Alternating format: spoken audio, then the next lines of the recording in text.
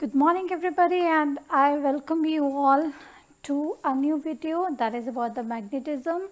So in this chapter we will study about what is a magnet, its poles, its properties, how we can save a magnet, and many other important aspects about the magnet.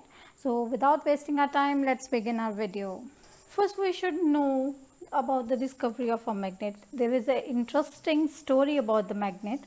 About 3000 years ago, a shepherd named Magni used to take his herd of sheep for the grazing to the nearby mountain, and he saw that his stick, the stick he used to hold, which he used to control the sheep, had a small piece of the iron, and one day he realized that that particular part of the stick is getting attached or the sticking again and again with the mountain base of the mountain.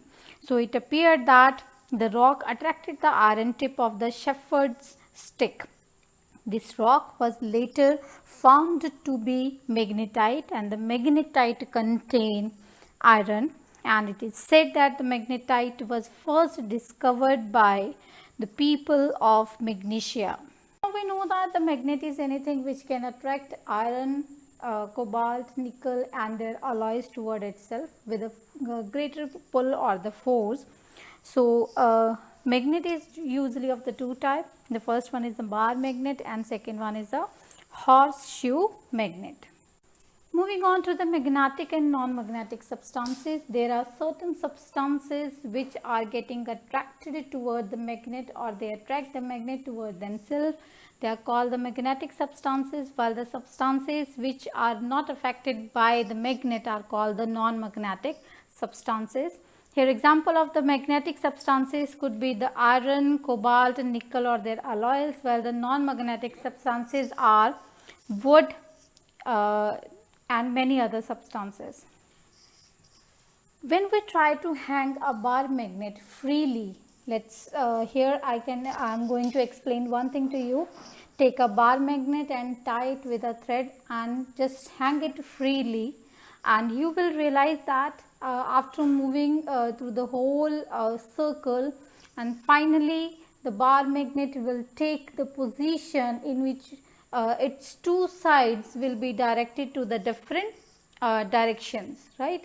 So these two sides are actually called the poles of the magnet, and a magnet always has two poles, north pole and south pole, and whenever it is suspended freely, its north pole is always directed toward the north direction and south pole is always directed towards the south direction. Moving to the properties of the magnet, magnets always attract the magnetic substances. I guess you people are already clear with what are the magnetic substances. So magnet always attract the magnetic substances, and this directive property is also clear to you now, that whenever we hang it freely, its north pole will be directed toward the north direction and south pole will be directed toward the south direction.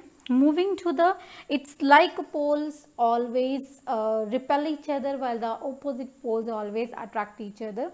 Here I am explaining this how it is happening when you try to bring two different magnets together. So try to do this experiment at your home. If you are having two magnets, try to bring them close to each other. You will realize that if you are trying to bring two poles together, right, if they are repelling each other, means they are the same pole, means north pole will repel north pole while the north pole will attract the south pole. And the third important important part is that the magnetic poles always exist in pairs, means a magnet, if a magnet is having the south pole, the other pole will be the north pole. No doubt how many times you are breaking the magnet, but it always exists in two poles. There is a certain region around a magnet in which the magnetic substances are feeling attracted, strongly attracted toward the magnet.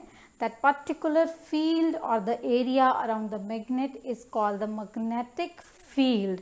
And if a magnetic substance is placed in the magnetic field of a magnet, then it will be strongly attracted towards the magnet, and magnetic lines of forces will be there, and they will never intersect each other. Magnetic lines of forces travel from north pole to the south pole.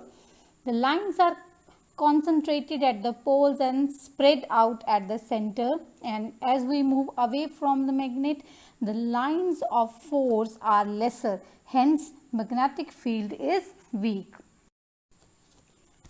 If you want to know that the material you are having is a magnet or not, because anything can attract everything, right? But if you want to make sure that the object in your hand is a magnet or not, then for this one test is there, that is a repulsion test, which is the surer test of magnetism or the magnet.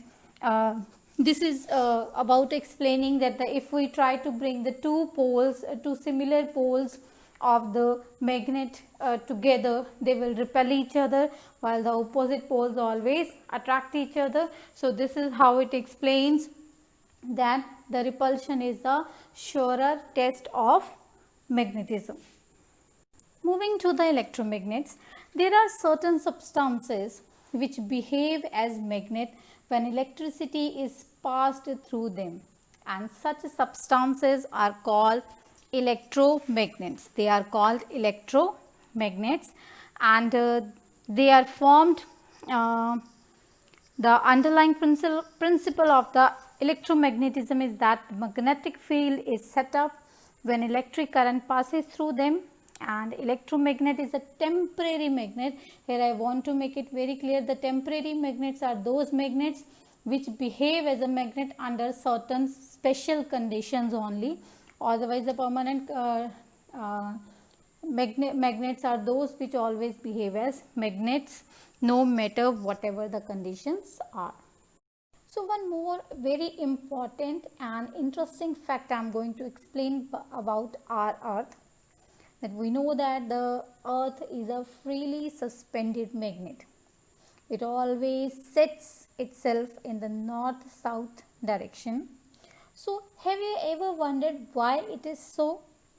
Because earth behaves as a magnet with its north pole toward the geographical south and south pole towards the geographical north. And all the suspended magnets and the magnet in the magnetic compass are attracted by the earth's magnetic field and align themselves in the north-south direction. So I hope this video will help you to understand a bit more about the magnetism and why earth behave as magnet, right? So thank you very much for watching.